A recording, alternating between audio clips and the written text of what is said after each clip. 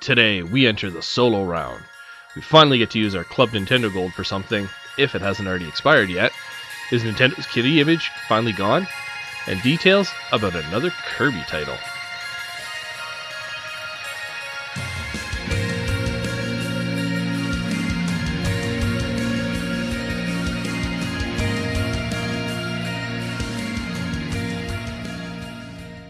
Hey everyone, thanks for joining me today. It is episode 28 of Hello Nintendo. I'm your host Matt, aka TrainAss, and things are a little bit different today. Haven't been able to get a hold of anybody else, so flying solo for this one.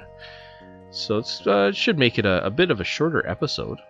So normally I start off with what we've been playing this week, but it's going to seem a little odd because it's just me. I've been playing... Still been playing Darksiders on my Xbox One. It's also available on the Wii U. So if you still have a Wii U kicking around, highly recommend picking up the Darksiders War Master Edition. It's a great action-adventure game with a lot of puzzle elements. If you like the later Legend of Zelda titles, so like Ocarina of Time, Twilight Princess, Majora's Mask, maybe not Majora's Mask, but like those ones, you'd probably like the Darksiders games because definitely that style of gameplay. And so yeah, Darksiders War Master Edition is a remaster or an HD remaster of the 360 PS3 title. I don't think it never hit the Wii, didn't hit the Wii U, so it's available now. There's also Darksiders 2, which was available on Wii U. It was also on 360 and PS3. So I highly recommend picking up both of those. They're a lot of fun. So definitely worth checking out. I've also been playing more Breath of the Wild. Kind of resumed that. And just yesterday, because this is recording on the Saturday, so on the Friday, on February 16th, Over the Moon released the sequel to their award-winning original title, The Fall. So they've got The Fall 2 is out now, and that's available on Xbox One, PS4, Nintendo Switch, and Steam as well. So highly recommend checking checking that one out as well. Really good story. Very well put together. Pretty much after I couldn't stop playing the first one. I mean, I finished it in a weekend. I played it just I think Saturday, Sunday, and I was just enthralled with this game. It was so good. That's normally it takes me a couple of years to finish most games because adult responsibilities and all. But this one actually I completed it fairly quickly. And so I highly recommend picking those ones up. So definitely want to check that out. Looking forward to when part 3 comes out, because I think it's going to be a trilogy at least. So we're going to get into a little bit of our news topics now. Our first topic is the Kirby Star Allies Blowout Blast. So this is a new Kirby game coming out for the Nintendo Switch. And it's supposed to... have resolution-wise 1080 at 30 frames or 720 at 30 frames, so docked versus undocked, which honestly 30 frames is fine. I know people, they whine and complain about their frame rates and everything, but to be honest, as long as you've got at least a solid 30 frames where the gameplay is smooth, that's pretty good, I would say. So that's pretty good. There are 2 new copy abilities announced. You've got Stick, so a giant stick you can swing around a vault with, based off of Sun Wukong, and Festival, which is a whole screen nuke type of move. So that one kind of reminds me of the microphone from the NES Kirby game, where you can use the microphone, I think it's 3 times, and eventually it just destroys everything on screen. So you got that. And it looks like Cook is also going to be returning to the game, which is pretty cool. We've got a couple of new bosses as well. There's Trio, which is an trio of elemental female wizards, I should say. And Pan and Con, I'm not sure how you want to say that, from Dreamland 3 are also making a return as well. So you can also play as partners. So the helper to hero type of gameplay. It appears that is also making a return as well, which is kind of nice because sometimes having the help, and maybe we could see that being actual co-op, so you could have like couch co-op or something, which would be kind of cool. And it looks like we've got 2 new mini games as well. So you've got chop down a tree while avoiding obstacles that can be on either side of the tree, so you got to do that one. There's press a series of buttons to launch a fireball into space, so just a quick thing. Mini games don't appear to be quite as deep as they were in previous titles, but still they're kind of fun. A little bit of fun.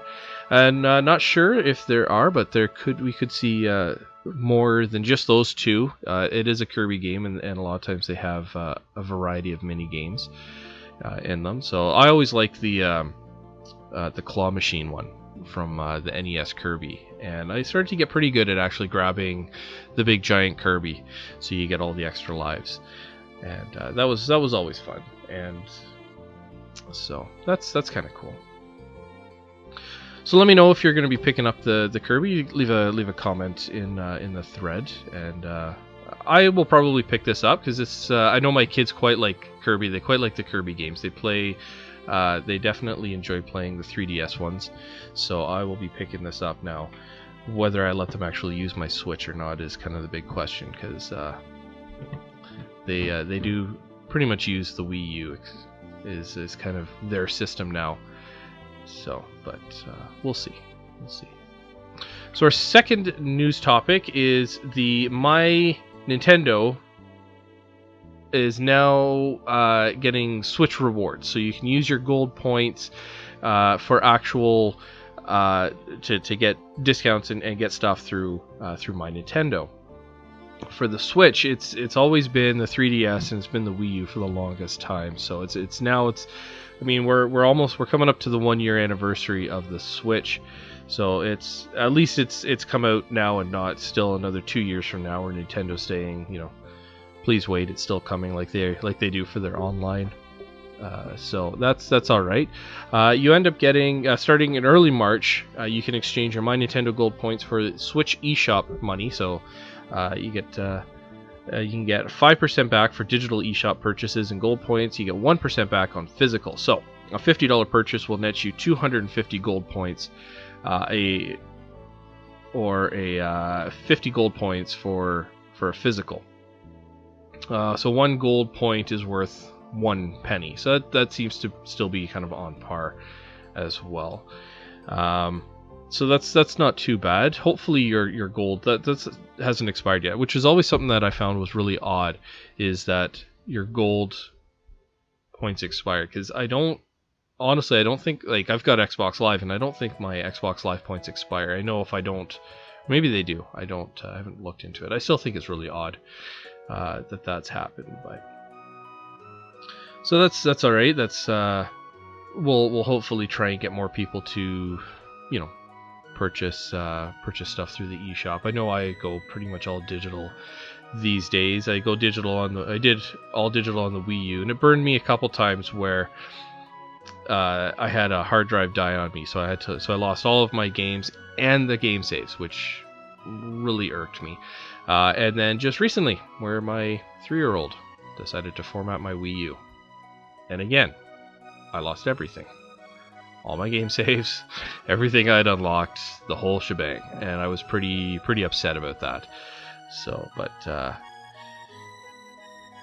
yeah, hopefully Nintendo kind of implements cloud saves, at least with the Switch, because it's a long time coming.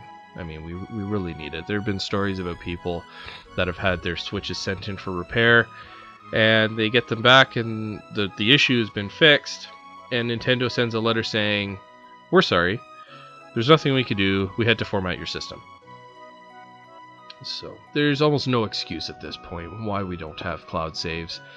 Xbox and PlayStation have had cloud saves for a while now, so there's no reason why we don't have that on Nintendo. There's actually a little, I don't know, grassroots Twitter campaign going on right now where if you can tweet at Nintendo America, toss in Nintendo of Canada and all the other Nintendo divisions where you can, and use the hashtag Save Our Saves. Tried to kind of really push that, try and get that, because it would be nice. Maybe, I know I try not to speculate too much, but it'd be kind of nice if maybe at E3 this year they were to announce cloud saves. Maybe something with the Nintendo Online. We might get cloud saves. That would be all right.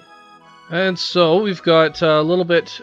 It was a subreddit topic. The rated M Nintendo, I should say. Not sure who it was that posted this. It doesn't look like we have a name attached to it. But it's looking like M-rated games are returning to Nintendo consoles. The Wii U was pretty laxing in them. I mean, they did have a few. I think Twilight Princess was an M-rated game. Both Darksiders, for example, were on there. Those are definitely M-rated games. Resident Evil was on there as an M-rated game.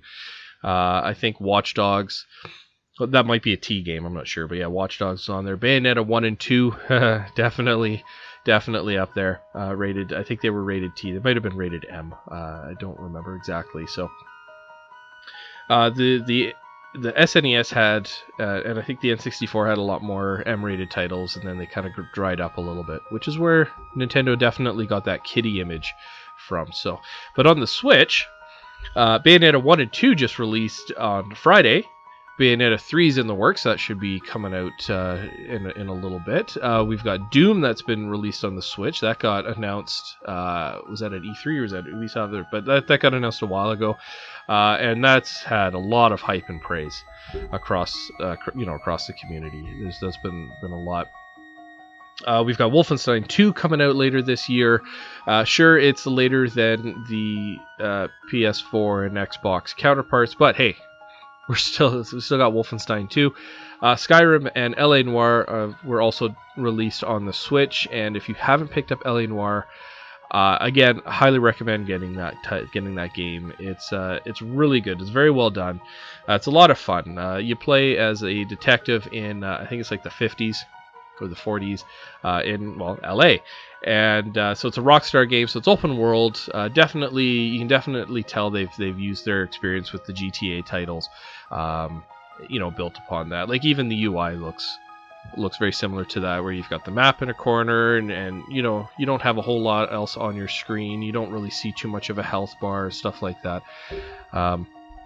And the biggest thing with L.A. Noire, though, is the facial animations, because how everything was captured in game. You really have to keep an eye on the facial animations of the people that you're talking to, because that's how you'd help determine, are they telling the truth, are they telling a lie, are they just kind of clueless, sort of things like that. So it looks awesome on the Switch. It plays very nicely. Yeah, there's a few times I noticed, mostly in handheld, because that's how I tend to play my Switch more often. Some slowdowns, a little bit of lag here and there, usually when driving. Some of the fight scenes kind of a little bit as well, but overall the game plays nice. And Skyrim is Skyrim. So but yeah, even so, games like Breath of the Wild is definitely a T-rated game. That one is definitely targeted to more older audiences. Fire Emblem Warriors as well, same with that one. We got Bayonetta 1 and 2, as I said, that are released, and those are definitely mature titles. Bayonetta 3 as well. So a little bit of data kind of in there. We had 42 M-rated games were released on the Wii. And just off the top of my head, Mad World is kind of one of the biggest ones that I can recall. Even Red Steel and Red Steel 2 were released, and Red Steel had such potential. But the Wii U ended up with 33 M-rated games, and so far we've got 14 M-rated games released for the Switch, and now we're only a year into the lifespan, and we've already hit just under half of the Wii U's M-rated titles. So out of those 14, only Doom, Skyrim, Bayonetta 1 and 2 are produced by Nintendo. And Bayonetta is the only actual exclusive, obviously. So currently, we're kind of assuming that Nintendo is on pace to host, they could easily get 40 to 45, 50 M-rated games, in the lifespan. That's kind of assuming. a 7-year lifespan on the Switch. As more and more developers are bringing their titles to Switch, that seems very likely. You know, that seems very likely. Now, Nintendo. Okay, so I did mention earlier that Nintendo's, you know, had that kiddie image. They haven't had many M-rated games. I think it's a lot of they were kind of lacking in third-party support, and we've got a lot of third-party games that are M-rated. Now, I could be wrong here. I could be way out in left field, but it's kind of nice to see some of these M-rated titles. You know, see more of them hitting the Switch. So. In comparison as well, the DS and the 3DS have 36 M-rated games, although I don't know, I think the DS might have more. The PSP and the PS Vita, I like how we include the Vita in this here, 187 M-rated games. But that's a Sony system. And to be honest, like the PSP and even the PS Vita have been more powerful than their Nintendo competition. But as we've seen, you know, power doesn't actually translate into good titles or, you know, or good games. So while the Vita, the PSP line has more M-rated titles, I think the DS have a lot of, well, even still. You can have a lot of, like, the Wii had a ton of shovelware, so I'm not gonna, you know what, I'm not gonna go that way. I'm not gonna say that, you know, they've got more titles, because more titles doesn't necessarily translate into positive titles. So, but let me know what you think. Like I said, this was a solo episode, so this is only my opinion, and I don't have anybody else to really kind of bounce off of or correct me where I've, you know, correct me where I'm wrong, or provide counter arguments or anything like that. So, and obviously, as you can see here, this is a very short episode compared to what we normally have, because it's just me rambling on. So, but I would say that about wraps it up for this episode of Hello Nintendo, this little mini episode. Thanks for checking it out. If you ever want to connect with me, you can grab me on Reddit under the username of TrainAss. Always up for a chat. You can also grab me on Twitter at ReggieFizameme. And I'm going to actually resume streaming. I've finally got my office and everything set up the way I'd like to. I've got my game consoles all set up and hooked up through my capture card on my computer. So I'm going to start streaming again, planning on doing that Tuesday nights and Thursday nights around 9 p.m. Mountain Time. I'm going to be streaming, doing more of the classic titles. So N64, NES and Super NES, Xbox 360, probably some original Xbox games if I can get my hands on them, PSP and PS1, 2, and 3 titles. So those are the games that I'm planning on streaming. So if you like those ones, you know, definitely check it out. If there's a game that you would love to see me play and stream and tune in, please let me know, and I'll try and see if I can get my hands on it. And I'm sure eventually I'll start streaming Switch. I just need to get a new dock, or get another dock, I should say, because they're bloody expensive. They're really expensive. So yeah. So that about wraps it up, as I said. So be sure to tune in to our next episode, where I'm sure we're going to be asking the same question that gets asked every single time, and I don't think we're ever going to have an answer for this. Is Nintendo doomed? So we'll see you next time on Hello Nintendo.